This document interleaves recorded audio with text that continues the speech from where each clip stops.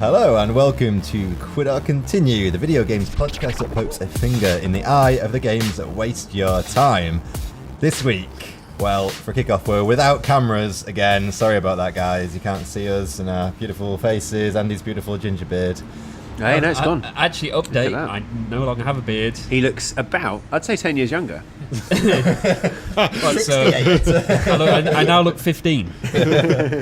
And we're also talking not about one game this week, but we are actually going to talk about every E3 game that we can possibly think about that's coming out in E3 in our E3 predictions podcast. And just for anybody who doesn't know what E3 is... Well, so let's introduce ourselves first. For the listeners, I think it's like a listening Scratch podcast. that, guys. All right. You'll find out in a minute. After I say if you that don't know now, you're never going to know. He's Andy. Hi. Are we going to introduce him like that? He's Andy. I'm Mike. This is Jack. Hello. And this is Dave. Hello. All right. Now you can identify us by our very voices, which is exactly what you need on a podcast. There you go.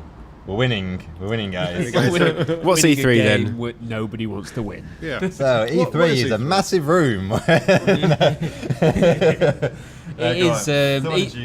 E3 is the annual video games conference. So there's one in Europe, which is Gamescom, which is in Cologne, but this is in Los Angeles. It's a massive conference in where typically every year the big new games get announced. So Sony, Microsoft all have press conferences, and some of the publishers have press conferences, and they show off their latest things. And there's usually there's a load of kind of like stands and stalls and stuff and things like that. But there are some real big blockbuster reveals. Is it considered the biggest gaming event? Yeah, I'd say by a margin. Yeah. So, like you're saying, there's Gamescom, which is the European equivalent, and that's still pretty important. Like they'll actually hold back some games at E3 just for that. And then in Japan, you have the Tokyo Game Show, but that has started to like just dwindle recently. And Is that because, in the same way that sort of tech is going the same way as well, like there's a divide between the sort of Western and yeah, I think so. And I think in Japan, just some of the market just fell out a bit. Like the RPGs, the traditional RPG fodder, it's become less and less. It's become more westernized, really. So people are less looking for the Japanese sort of style of game, but then there's a weird movement in Europe to almost try and match that. And then obviously the last time we spoke about Bloodborne, and yeah, that is very much a game that is hugely based in the Japanese style. So I don't know, there's a weird fight going on, but basically the last few years, maybe this year will be different, but TGS has paled in comparison. E3 is still on top, and then it's Gamescom. The interesting... Oh, go on, Danny. I was just going to say, like, in terms of the Asian market, I think also there's quite a lot of games which don't tend to be new releases. So the esports thing and their tournaments, and people tend to seem to be, from my view, play certain games like StarCraft and Dota like quite long periods of time. And generally speaking, it's not so much. It doesn't seem to be so much about like new releases in Japan. It seems to be like perennial games that just keep on going and going and going. So maybe the market's just changing a little bit, really. But yeah, I think also that a lot of Japanese publishers have migrated to mobile as well, haven't they? Yeah. So it'd be quite difficult to have a massive game show about mobile content compared to console. Yeah. There's Penny Arcade as well, isn't there? It's out for San Francisco, isn't it? But that's more a smaller game, that's like the indie games. Traditionally known as indie games. So anyway, this E3 is going to be probably the biggest one ever. But that's actually not even like hype. It actually is, because first of all, you have Bethesda they're opening E3 a day before it would usually open. So they're going to come down on the 14th of June and just do their one. That's going to be like one show on that day, and that's where the likes of a Fallout 4 or whatever might be announced. They're going to put all the chairs out, get the vol-au-vents, get the buffet ready. Make the orange chairs. juice. Yep. No doubt they'll go, you can play Doom now if you've downloaded Wolfenstein and have the code.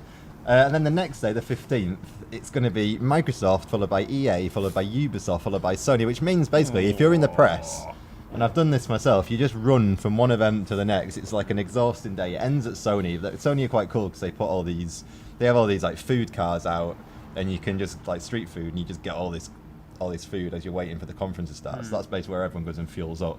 But yeah, it's a brutal day. It starts at about 10 a.m. I think with Microsoft, and you're just waiting in this massive bloody line. I just want to quickly say that 10 a.m. doesn't sound like a brutal day. Well, no, but you've got to get there. Like, yeah, you got all the jet lag to contend with if you're European course, press yeah, anyway. And it's actually like a 9 a.m. thing. It's like 4 events in a day. So like, you've done like a tech event. It's Yeah, that's true. Yeah. It is.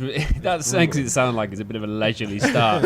It is utterly brutal. It's just constant, because you imagine each game you have to write something about. You have to write something about. You have to tweet. You have to go all the things. But some people are sat there just live tweeting every single one. That's most of the hard big sites nowadays have stages, don't they, where they'll just pull people on, do a video, and then go on. But so what happens is they bring out like, here's Tony Hawk. And he's going to talk about his skateboarding game that looks a bit shit, but everyone's kind of like, oh, he's trying. It's Tony Hart. It's the gallery game. It's the one we've all been waiting for. I mean, when I was there, they brought out this dance troupe because Ubisoft had a new Just Dance game, and they brought out this bloody, it was like Glee Club. I don't know what the hell it was. And, there's usually a few crappy celebrities about, isn't there? There's one year that like sort of Snoop Dogg and all that kind of thing came out, and I don't know, maybe that was a Spike Award. I love the way they promote things like dance games, for instance. They'll promote it with like actual dancers on stage and do this big like choreographed dance, and then you look at the game and think, step forward, step back, step back. So it's like this is just a Wii remote game. So basically, the game, if anyone plays Just Dance on Wii, you just hold the remote control and it just picks up where the control is. You don't even have to really move, and yet they're putting so much gusto. I think the fun is in the imagination of what you might be able to be What doing. you also get is like people who are, reasonably media savvy, but usually kind of developers coming out doing really stilted presentations. Hi, welcome to my new game.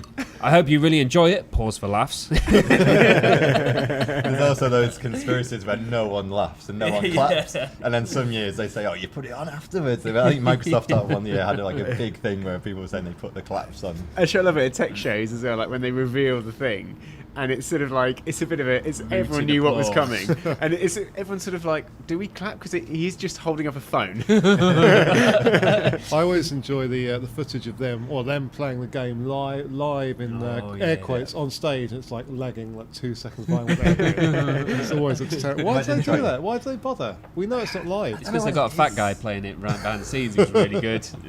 Not getting him on stage. Left munch. Right munch. This level of Get some Doritos in his mouth. God, that's an old reference, isn't it? What was that from? Is that like the Big Breakfast? Live and kicking or Is go it live and kicking? Yeah.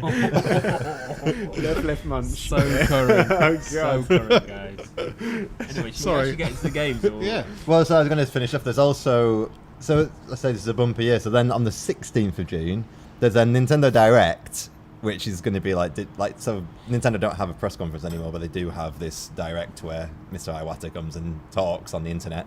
And then also Square Enix have one this year, have a press conference this year. So you've got 1, 2, 3, 4. You've got 6 press conferences on the streets of LA, and then you've got Nintendo doing their digital thing. It's a massive year this year. And what's going to be interesting to see is Microsoft and Sony are going to be vying for the massive franchises. They want not only their in-house stuff, but they want the likes of a Call of Duty to come to them. So usually that is Microsoft's stalwart. They always end their show with Call of Duty. If this year it turns to Sony, it just shows a trend at the moment that Sony is just kicking ass. Because they are anyway, because they've sold a lot more consoles. But if Call of Duty moves, even though Call of Duty to us is probably not the most exciting game in the world, it is to most people out there. And if that suddenly picks up, and it's a massive part of what Sony's about rather than Microsoft, it just shows how the pendulums, turn. I tell you what, one thing that I know, obviously the figures are there that Sony are doing very, very well. But also when I'm looking at games at the moment, and we noticed this with Assassin's Creed at the moment, there's certainly a good deal on Xbox One. But just games in general, PS4, all the PS4 games seem to be just a couple of quid more expensive than every other platform, and it's just like it must be because there's just more consoles out there, so they know there's more people buying. Well, yeah, exactly. Games. Yeah, I mean, it makes sense, but yeah, it's just one of those things, isn't it? So, should we get into it? Yeah, we're going to talk in a few different stages about E3. So, first of all, we're going to talk about what we know. So, these are the games that are announced or bloody certain is to be announced. And then we're going to go into the ones that are heavily tipped. So.